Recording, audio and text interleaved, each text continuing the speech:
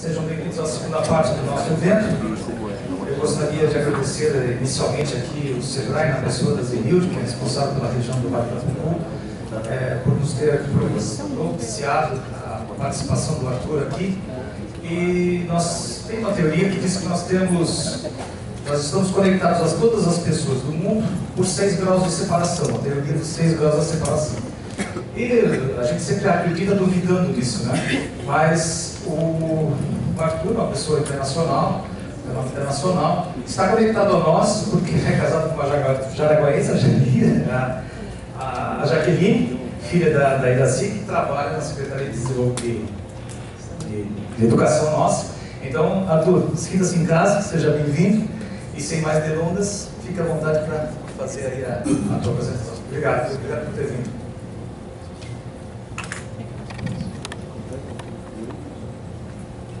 Pessoal, bom dia! Bom dia! Estou muito feliz de estar aqui nessa manhã de sábado. Eu estava comentando que quem vem num evento como esse ao sábado é um herói, né? Então, parabéns para os que deixaram suas residências para participar desse evento. É uma responsabilidade dupla, né? Agora ficou mais enfatizado fazer essa palestra aqui. Eu já ouvi falar muito de Jaraguá, então estou muito honrado de estar aqui e fazer o encerramento desse evento, uma coisa bastante especial. Bom, de forma muito rápida, minha primeira palestra em Jaraguá, então eu sempre gosto de explicar, né, que eu sei que com certeza quando vocês receberam o convite, vocês ficaram meio assim de mim, né, vocês acharam que a associação estava terminando essa jornada aí com uma abordagem mais religiosa, mas, não, e eu sempre gosto de explicar que é o seguinte, essa é a versão boa da história, porque eu conto, né, que eu escrevi artigos, publicava vídeos, enfim, por alguma razão a mídia não repercutia. Até que uma assessora me chamou a atenção, ela falou assim: Arthur, nós vamos ter que dar uma roupagem melhor de marketing e comunicação nessa história. Porque meu nome não é Arthur Igreja, meu nome é Arthur da Igreja. É terrível, porque basicamente era confundido com duas coisas. A primeira, as pessoas de fato achavam que eu era monge, padre, sei lá, alguma coisa do tipo. E a segunda é que eventualmente eu estava pedindo voto. Sabe, essa época tem muito, se assiste o horário da eleitoral, tem o José da Gasolina, o Arthur da Igreja. Então, só tirando essa parte da frente, eu não vim abençoar o evento, não tem conotação nenhuma. Eu faço parte de uma plataforma chamada AAA, junto com o Ricardo Amorim, que certamente vocês conhecem do LinkedIn, também da Globo News. Então o Ricardo, eu sempre falo que sempre foi um grande ídolo, um cara que eu assistia na TV. Eu imaginava um dia que eu ia poder trocar ideia com ele, então poder ser sócio dele é uma coisa bastante especial. E o Alan também, que é um grandíssimo amigo, um palestrante também de renome, que fala muito sobre propósito, empreendedorismo e também inovação. Então nós nos juntamos para criar uma plataforma, mas no final vou falar um pouco mais sobre o AAA. Mas o que eu posso dizer é, de tudo que eu vou falar hoje, eu sei quais são as dores de tentar digitalizar um negócio. Eu sei quais são as dores de ter que levar um negócio que é fundamentalmente analógico e tentar portar ele para a internet. Não é nada fácil, não é nada fácil. Então o que eu vou contar para vocês não é eu ouvir falar. Nós temos que fazer isso todo dia por causa do AAA. Então, uma coisa muito rápida também, eu já gravei meu TED, está lá no YouTube para quem quiser assistir. E eu acabei de voltar de uma experiência que foi absolutamente única, que foi poder pisar no Rock in Rio, participar do Rock in Rio. O que é uma coisa meio maluca, né? Você poder falar, puxa, mas o que tem a ver Rock in Rio com palestra? Rock in Rio tem como propósito por um mundo melhor. Então a conclusão deles foi, nós temos que criar uma iniciativa para discutir para onde o mundo está indo. E aí nessa, do Rock in Rio Academy, eles convidaram eu e o Alan para que nós nos tornássemos palestrantes do Rock in Rio, falar para isso, mundo afora. Nós vamos participar de todas as edições do Rock in Rio, próximo Rock in Rio aqui no Brasil, tivemos lá no Rock in Rio Lisboa. Então eu costumo dizer o seguinte, para quem deu errado como músico é uma coisa fantástica, é isso, de alguma forma pisar num palco sagrado como esse, o maior palco do mundo. Vocês estão vendo bem aí, eu estou um pouco incomodado, o pessoal vai sair com a torcicolo danada, mas, enfim, eu vou ficar um pouco mais para cá, eu caminho bastante, espero que vocês consigam ver os slides bem. Bom, esse sou eu. Eu tenho, para falar de sistemas de transformação digital, de inovação disruptiva, eu sempre separo em alguns blocos dos temas que eu acho que são mais relevantes. E o primeiro bloco, fundamentalmente, é sobre velocidade. Então eu vou falar sobre velocidade, depois eu falo sobre a real transformação que eu acho que a tecnologia está trazendo, depois eu falo sim sobre tecnologia, algumas tendências dos próximos 5 anos, e por fim, como é que você vai usar isso no teu negócio segunda-feira, porque não pode ser um apanhado de curiosidades gerais, isso aqui não pode ser um apanhado do Discovery Channel, né? Então tem que ser coisa que você coloca na sua empresa na segunda-feira.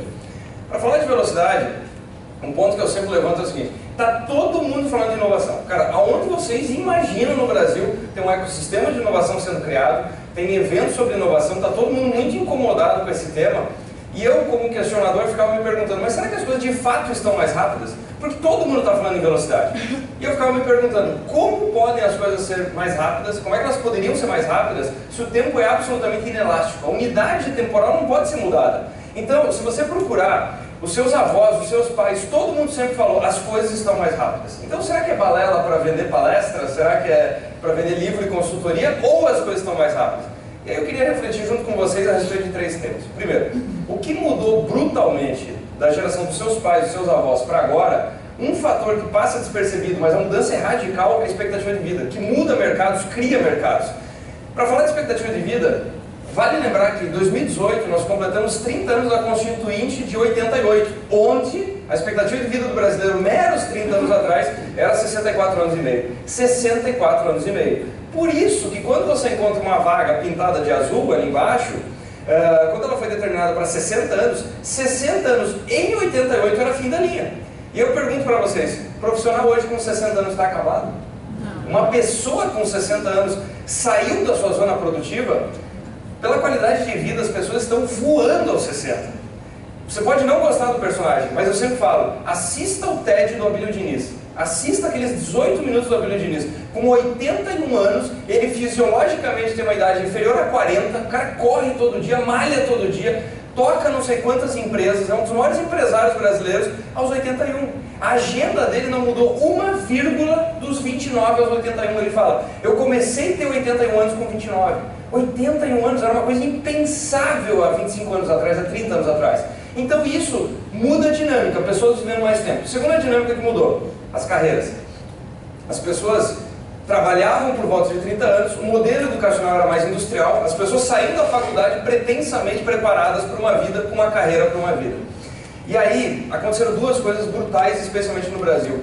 Nós tivemos a inserção das instituições privadas de ensino, lá no comecinho da década de 90, meados da década de 90, uma transição gigantesca, porque até então 3 a 4% dos brasileiros pisavam na faculdade.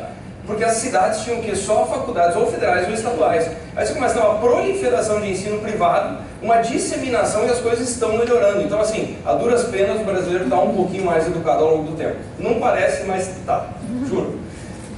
É o que a estatística mostra, pelo menos, do ponto de vista do ensino superior.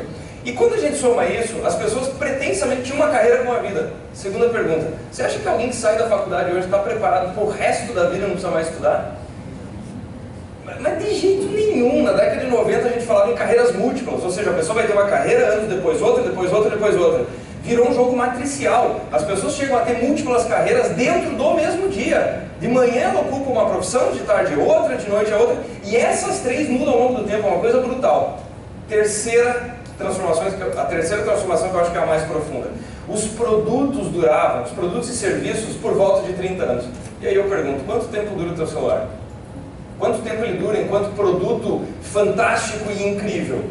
A duração média, 24 meses. A cada 24 meses, o celular que você tem no bolso é 100% melhor do que o que você tinha 24 meses atrás. A foto é 100% melhor, a memória é 100% maior e tudo mais. E aí, nós nos esquecemos disso, que as coisas estão durando meses. Bom, eu digo quanto dura pra mim. Eu compro, eu tô super feliz, 5 meses depois eu leio boatos de que tá vindo a próxima versão, eu fico puto.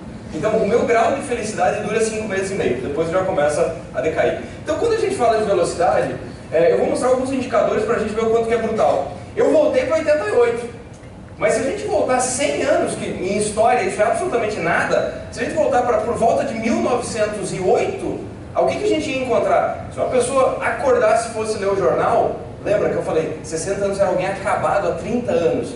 Se a gente voltar 100, que é um zoom só um pouquinho maior, a pessoa ia acordar para tomar café e ela podia se deparar com essa notícia, que um ônibus invadiu uma casa e acabou vitimando uma velhinha de 42 anos. Uma velhinha de 42 anos. Uma velhinha de 42 anos. É impressionante a reação que isso gera nas pessoas. Eu falo velhinha de 42 anos, sempre alguém vira para a pessoa do lado, né? Podia ser você.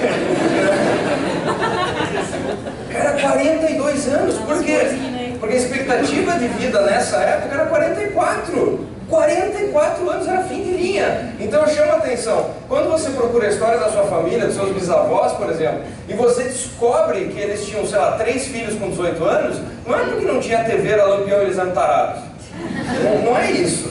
A questão é que eles estavam na metade da vida. Era o que tinha. Era o que dava para fazer. Então, aos 30, auge da vida adulta, 35 acabado, 44 deu.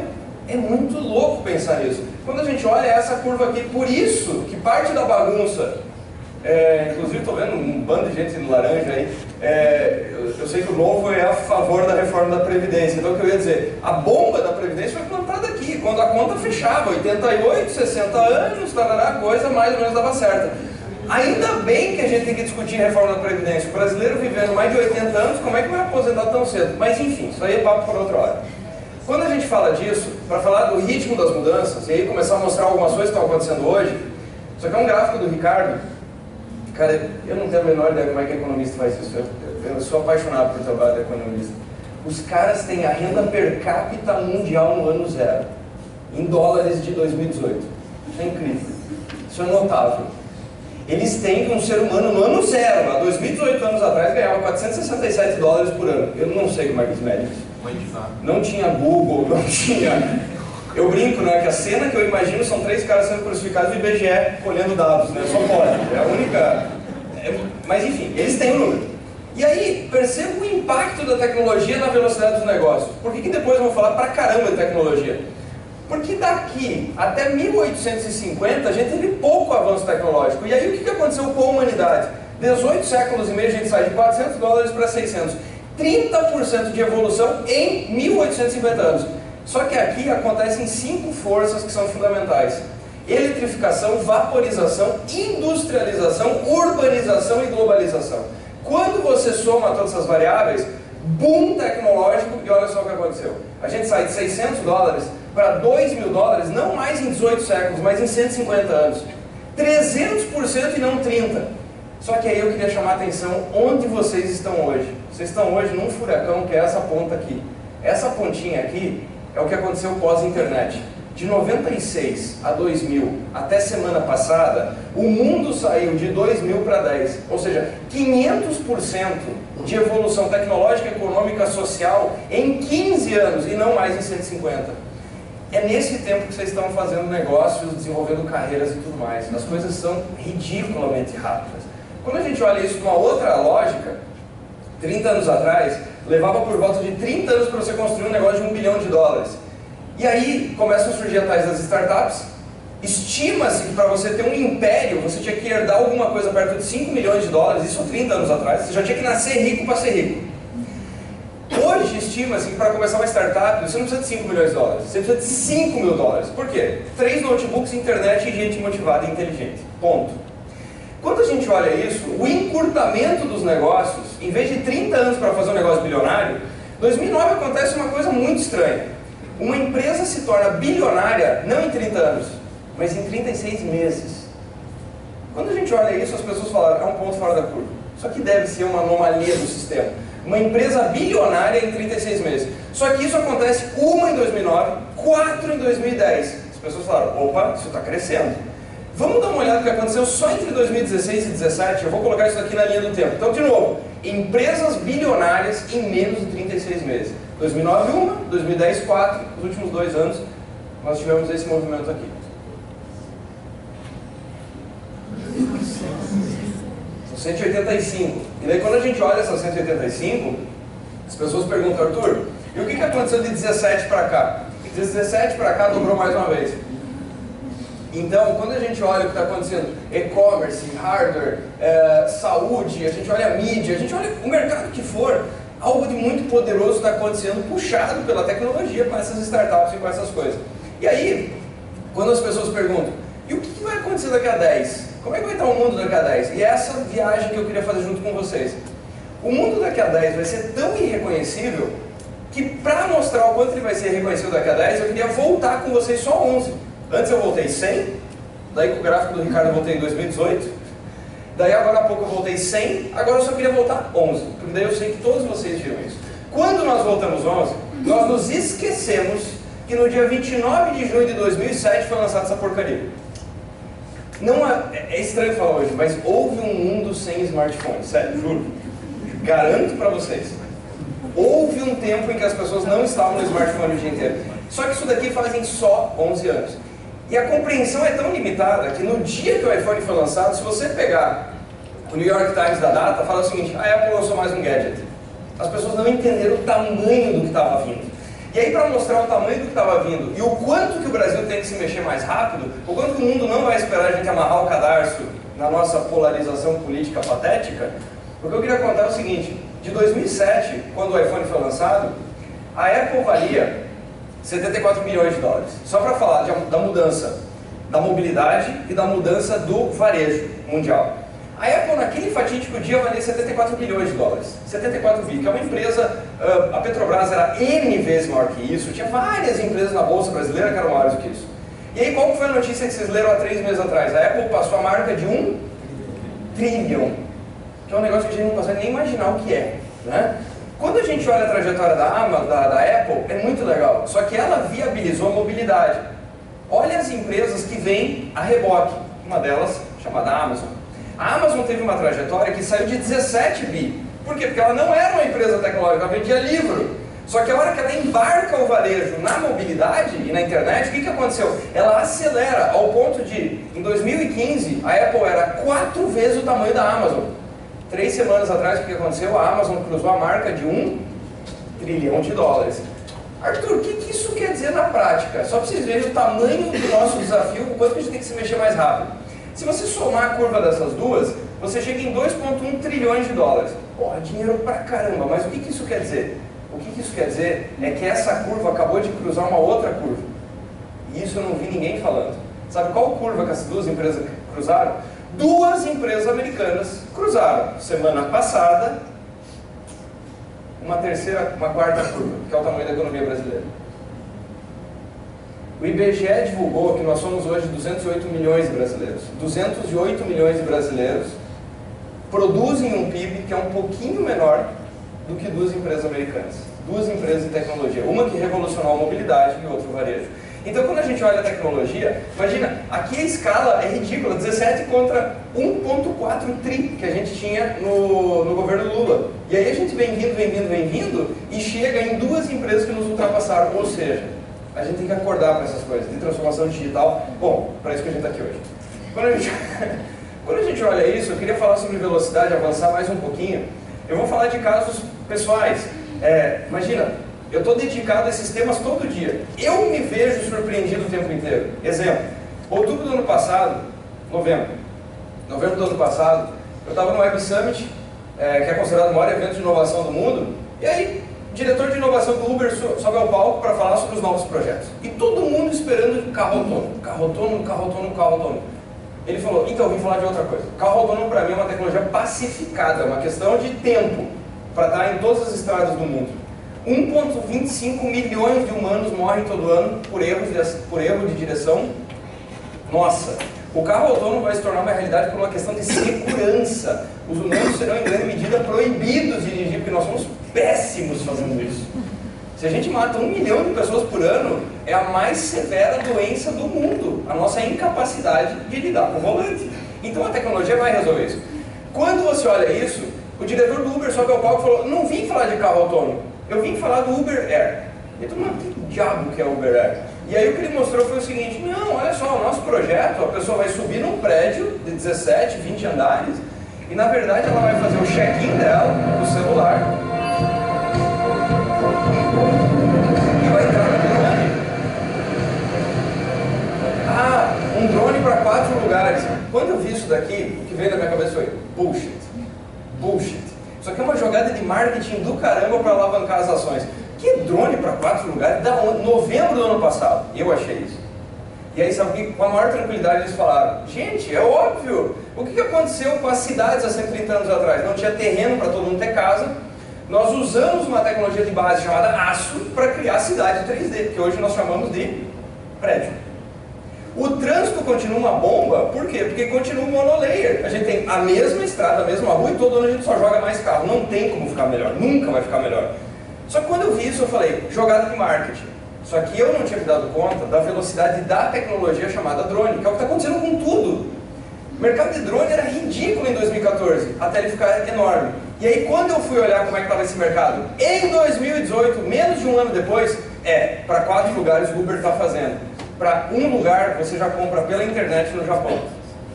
O que vocês estão vendo aqui é um cidadão que entrou no seu drone, coloca no Google Maps o endereço e o drone está levando ele para o destino. O que vocês estão vendo aqui é um drone tranquilo e calmo indo levar um cara. Aqui tem uma câmerazinha filmando um japonês cagado de medo. Cagado de medo. Mas ele está indo. Ele está indo. Quando você olha isso, as pessoas perguntam, tá, mas e quando é que o Uber vai fazer esse negócio? O Uber falou assim, 24 meses, Dallas e Los Angeles. São cidades caóticas do ponto de vista de trânsito. Falar desses assuntos é poder se expor ao ridículo todo dia. Falar das coisas que eu falo é se expor ao ridículo todo dia. Eu estava 3 semanas atrás em Concórdia, pelo Sebrae também. E aí, eu sou meio neurótico com esses assuntos. Às 19 horas eu ia mostrar até esse slide e parar o assunto. Aí eu fico olhando tudo que está acontecendo, tudo que é canto. 17h21, ainda bem que deu tempo de adicionar um slide. 17h21, o Uber tinha anunciado o seguinte: a terceira cidade do mundo que vai receber teste disso vai ser no Brasil. Vai ser ou São Paulo ou Rio de Janeiro, mas mais possivelmente São Paulo. Por quê? Porque o trânsito é uma maravilha, do jeito que vocês conhecem. Ontem eu levei para chegar em Guarulhos só 2h40, que é um tempo super bom, né? Super tranquilo. Perdi 40% da palestra do Bill Clinton porque eu tinha que pegar o maldito do avião, mas enfim, quando você olha isso faz muito sentido. Só que quando a gente fala, mas o Brasil está super distante disso, depende de qual Brasil. O Brasil na média, sim. Agora, você sabia que toda a iniciativa do Uber Air está sendo feita por uma empresa chamada Embraer? São esses caras. Então é por isso que vai ser testado, porque está fácil de testar aqui. Então tem gente incrível no Brasil, a gente só tem que disseminar isso de alguma maneira mais veloz. Quando a gente olha isso, as pessoas associam, é difícil entender a velocidade da tecnologia. Quando eu falo assim, o que você acha que é um robô? Se você perguntar a pessoa, fecha o olho e imagina um robô. As pessoas imaginam aquele trechinho de notícia do Jornal Nacional quando tem um chassi passando e 4 bracinhos soldando, né? Não. Robô que vai entrar nas fábricas agora, o robô de 2018 é um pouco diferente. Ele é assim.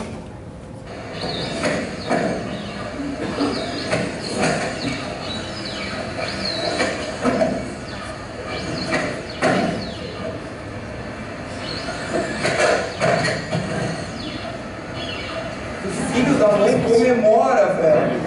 O filho da mãe comemora. Você começa a olhar, cara, aparentemente não vai ter problema de sindicato, enfim, né? Aparentemente até agora eles não pedem férias remuneradas, né? Então, sério, olha isso. E aí quando você olha isso, impacta determinados mercados que são impensáveis. O vídeo que eu estou te mostrando é da Disney. Isso aqui é a Disney e o Cirque du Soleil treinando os seus novos acrobatas e dublês de filmes. Dá uma olhada.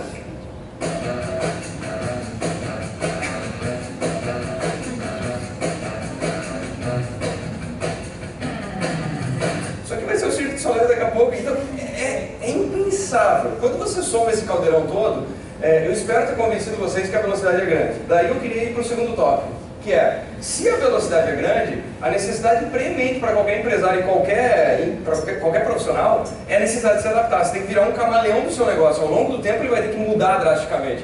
Só que aí eu queria fazer um senão. Até agora eu falei muito de tecnologia e as pessoas erroneamente focam demais na tecnologia. A grande mudança não é das máquinas. A grande mudança não é das máquinas. A grande mudança é a mudança das máquinas nas pessoas e nos seus comportamentos. É aqui que está dando pau no varejo e aqui que está dando pau na comunicação. Está dando problema nas lojas e nas empresas. As empresas estão falando o seguinte: meu negócio está perdendo negócio para o e-commerce. Não. Meu negócio está perdendo negócio para a internet. O meu negócio está passando dificuldade por causa da crise no Brasil. Não. O que está acontecendo com as empresas é o seguinte: o consumidor está tendo um novo comportamento e ela está atendendo ele como atendia 20 anos atrás. Ele não se vê na loja que ele pisa, ele não se identifica com aquilo. Ele está entrando numa loja que atendia o consumidor da década de 70, do jeito da década de 70. E as coisas mudaram. Por que eu falo de mudança comportamental? Vamos fazer esse exercício dos 11 anos e imaginar um ser humano. Tentem fazer esse exercício. Um ser humano que perdeu os últimos 11.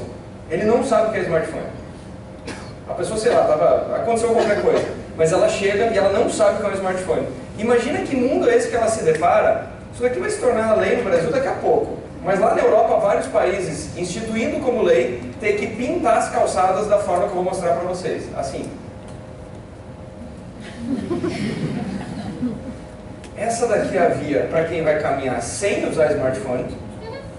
Essa daqui é a via dos Walking Deads. Essa é a via de quem vai andar distraído, com passos vagarosos. E daí você olha, o que me fascina essa última frase: ande nessa faixa por sua conta e risco, porque você vai trombar com algum idiota. Aí, imagine essa pessoa que não sabe com o smartphone, ela chega em Suécia e Noruega, que estão instituindo como obrigatório, em 2018, instalar uma placa que vocês nunca viram. Não é uma placa de pare, avance, cuidado com a velocidade. Em vias estreitas, a placa é essa daqui. Imagina isso. A pessoa que perdeu os últimos 11 anos, ela vai olhar e falar assim: cara, o que acontece com o ser humano anda curvado agora? Que placa é isso? O que aconteceu? Das pessoas terem que colocar o seguinte: cuidado, gente absolutamente distraída. Absolutamente distraída. Quando você olha uma cena dessa, você começa a entender o seguinte: há 15 ou 20 anos atrás, você já vai entender, né, que tudo isso vai culminar no varejo, principalmente. Há 15 ou 20 anos atrás, as pessoas tiravam foto vetorialmente para frente. Elas olhavam o objeto e falavam assim: isso merece um registro, vou tirar uma foto.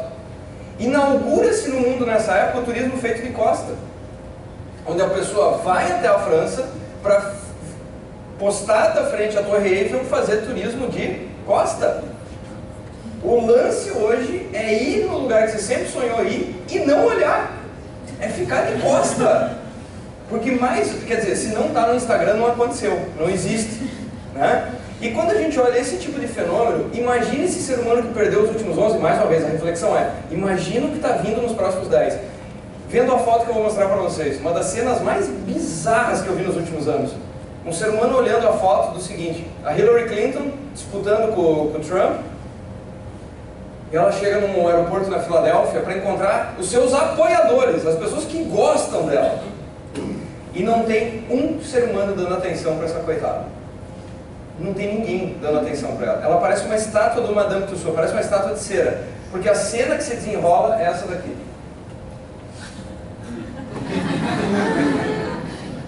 Não tem um ser humano olhando essa mulher. Imagina alguém olhando e falando assim: cara, que bactéria entrou na cabeça do ser humano? As pessoas não conseguem mais ver as coisas de frente, elas estão o tempo inteiro de costa. Quando você olha isso, mudança de comunicação e marketing. Aqui eu vou fazer uma provocação que vale para pelo menos metade das empresas, eu tenho certeza. Quando você olha um fenômeno como esse, olha a cena que eu vou te mostrar agora, se ela não traz uma série de aprendizados.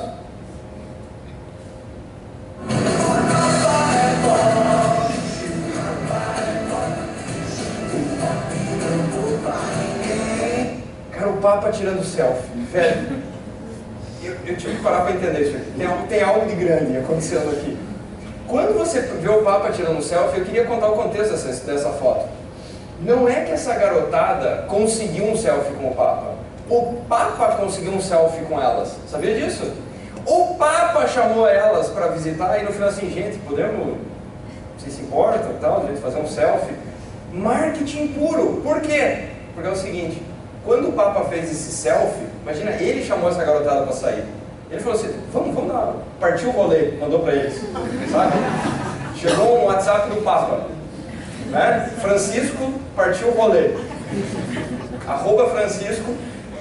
Pessoal, isso daqui é o Papa mudando o seu canal de comunicação, que as empresas já deveriam ter acordado para isso. Por que eu digo isso? Se o Papa hoje fosse fazer um comunicado em rádio e TV, ele falaria para menos de 500 milhões de pessoas, e a maior parte delas com idade. Sabe por que o Papa tirou esse selfie? Porque somando essa garotada que eu não conhecia, que potencialmente você não conhece, aliás, o legal dessa foto é que tem um intruso, né? Vocês viram o safadão lá no canto? Né? Quando você soma essa garotada, eles totalizam todo dia 860 milhões de visualizações nos seus stories do Instagram. O que o Papa queria fazer aqui é o seguinte: acessar a nova televisão.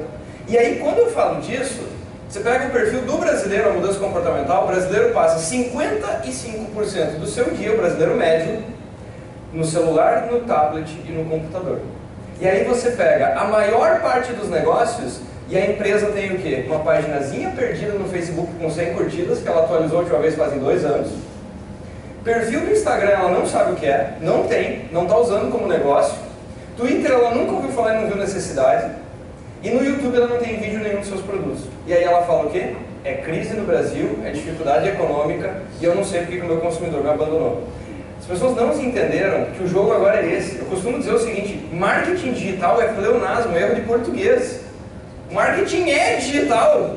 É tipo falar, eu vou subir para cima, eu vou descer para baixo. O termo marketing digital é uma insanidade em 2018. Ele, por definição, é digital. Somado, claro, com analógico, com estratégias offline e tudo mais. Mas quando você olha isso, o Papa, gente, está fazendo um jogo melhor do que a maior parte das nossas empresas. Está fazendo um jogo de comunicação melhor. Foto? Daí? Quando a gente olha isso, aqui é o auge do romance moderno, um casal super apaixonado jantando, né? Imagina, de novo, esse ser humano que perdeu os últimos 12 anos vendo duas pessoas num restaurante, namorando assim. E aí, eu quero mostrar para vocês o tanto de oportunidade que tem quando a gente nota mudança comportamental. Acompanha comigo isso daí. As empresas de luxo, a lá, Louis Vuitton, Prada e Companhia Limitada, alguns anos atrás, 2 anos atrás, começaram a notar a seguinte tendência. Vamos ver se vocês sacam o que aconteceu. Começou a vender pra caramba. As marcas de ultra luxo. Pô, legal isso. E aí elas notaram que elas estavam vendendo muito para jovem. Eles falaram, que incrível isso, os jovens gostam da gente. Logo depois começa um fenômeno de devoluções de peça. Um grande movimento de devoluções de peça. E as pessoas achando o seguinte, os executivos dessas empresas, a gente está errando o preço e design. O design e o preço está modelado para a gente de mais idade, logo a gente não está sendo estrategicamente eficiente. Só que eles foram escavar os números. E isso estava acontecendo especialmente em economias onde é permitido devolver a peça de roupa. Depois de você ter comprado. O que vocês acham que estava acontecendo? Hã? Pior do que isso. Qual é o seu nome? Carlos é um pouco pior do que isso. O Carlos, aliás, ele falou hype, que já é um termo moderninho, né? Não, tô brincando. Não, Carlos, não era bem isso. O que estava acontecendo era o seguinte, cara. Elas queriam entrar nessas lojas, a hipótese deles era o seguinte, por que estão devolvendo? Por quê? Porque é um movimento temporal. Talvez elas estão entrando só para tirar uma foto. Elas estão comprando para postar no Instagram que estão com uma peça da Prada para devolver logo depois. Não sei se foi isso, foi mais ou menos isso, assim. Ah, eu achei que você estava falando que hype em algumas... Não, é que tipo assim, eles vão entrar, tirar uma foto, vão postar, olha, estou tirando foto com a roupa, e aí já... Não, mas não é nem o tirar, é mais ou menos nessa linha, só que eles querem dizer que tem, então eles levam para fora da loja, eles levam, vão em algum lugar, vão lá num parque e tal, foto, no dia seguinte voltam e falam assim, então não serviu, não era bem isso que eu queria. E aí quando as empresas viram isso, elas ficaram horrorizadas, falaram, não pode, o ser humano não é tão narcisista, a tecnologia não mudou tanto assim o comportamento do ser humano. Até que o Instituto Britânico se dedicou a, vamos investigar que percentual que é isso no Reino Unido? O que vocês chutariam? A cada quantos consumidores entra para tirar uma foto e devolver a peça intencionalmente? Se você parar para pensar, imagina, se 1% seria muito. 1 em cada 100 pessoas entrar com a intenção de devolver já seria muito alto. O que eles encontraram foi 10. Quando eu coloquei esse número no LinkedIn, eu postei esse artigo no LinkedIn, chuva de comentários falando o seguinte, Arthur, não é possível. O ser humano não é tão ruim assim. Não é possível. Tá errado, tá errado, tá errado, tá errado. E estava errado. 6h32.